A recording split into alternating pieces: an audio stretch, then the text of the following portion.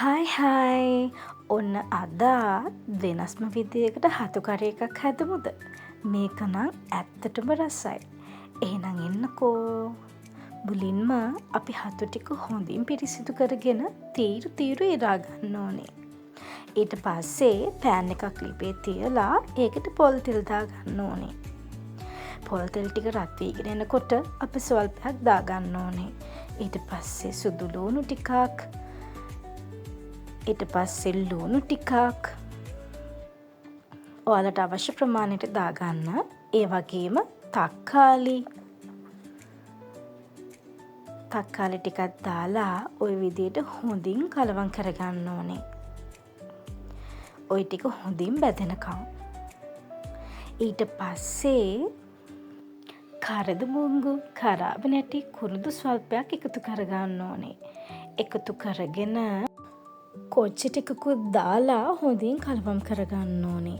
මේකට කහ තේ හැඳි කාලා කෑලි මිරිස් මේස හැඳි දෙකක් එකතු කරගෙන, දෙකක් හෝ තුනක් තමන්ට කැමති පරිදි එකතු කරගෙන හොඳින් කලවම් කරගන්න ඕනේ. ඊට පස්සේ අවශ්‍ය පමණට ලුණු, අවශ්‍ය පමණට සෝයා සෝස් ටික දාලා අපි අර පිරිසිදු කරගත්තු අපේ හතු ටික එකතු කරන්න ඕනේ. එකතු කරලා හතු ටික හොඳින් කලවම් කරගන්න ඕනේ. අපේ මික්ස්චර් එක හොඳින් හතු වල වැදෙන විදියට අපි එහා මෙහා කර කර හොඳින් කලවම් කරගන්න ඕනේ.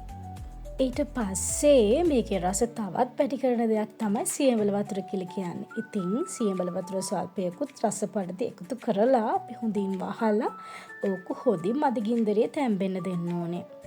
ඊට පස්සේ හොඳින් තැම්බුණාට පසුව අපි බිත්තරයක් කඩලා ওই විදියට එකතු කරගන්නවා. ඒකෙන් තමයි මේකේ රස වැඩි වෙන්නේ. ඉතින් ඔයාලට බිත්තර අවශ්‍ය පරිදි ගන්න පුළුවන්. ඊට පස්සේ බිත්තරේ හොඳින් ওই විදියට ඒකට මික්ස් කරගන්න ඕනේ. අපි මේකේ රස තවත් වැඩි කරගන්න ටොමැටෝ කෙචප් මේස හැන්දක් වගේ ප්‍රමාණයක් එකතු කරගන්නවා. ඒකෙන් මේකේ රස තවත් වැඩි වෙනවා. අකමැති අයට නොදා ඉන්නත් පුළුවන්. හොඳින් ටොමැටෝ සෝස් ටිකක් දාලා ඔය විදියට හොඳට කලවම් කරගන්න ඕනේ. ඊට පස්සේ අපි අන්තිමට රස අනුව සීනි ටිකක් එකතු කරගන්නවා. සීනි තේ හැඳි කාලක් වගේ එකතු කරගන්නවා. ඒකෙන් මේකේ රස තවත් වැඩි වෙනවා. ඉතින් ඔයාලට දැන් මේකේ රස බලන්න පුළුවන්. ඉතින් ඔයාලා වෙනද මේ විදියට හදලා නැත්නම් හැමදාමත් එකම විදියට නම් හතු හදන්නේ, මේක try කර බලන්න. ඇත්තටම වෙනස් රසයක් තියෙන්නේ. ඔයාලා හැමදාම හදන හතු කරියට වඩා මේ විදියට හදලා බලන්න. ඉතින් චූටි බබාලා ලොකු අය හැමෝම මේ විදියට ආස වෙයි. එහෙනම් මම ආයෙත් අලුත් වීඩියෝ එකකින් එන්නම්. අදට ගිහින් එන්නම්. බයි බයි.